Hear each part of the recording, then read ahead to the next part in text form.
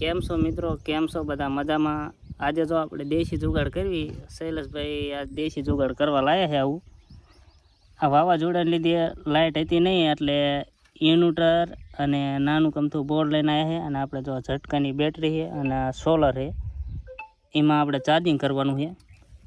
આમાં જો એ કંઈક કરે છે, છેડા દઈ દીધા છે. હવે આપણે જો ઇન્વર્ટર ચાલુ કરવાનું છે. ઇન્વર્ટર એનું જો પ્રોબ્લેમ વાળું છે, હમણાં તો ચાલુ થઈ ગયું હતું. આપણે આમાં કોયલ ફિટ કરવાની છે. શું પાવર નથી મળતો? ચાપ ખરાબ થઈ ગઈ. ચાપ ખરાબ થઈ ખોલવું પડશે ને તો.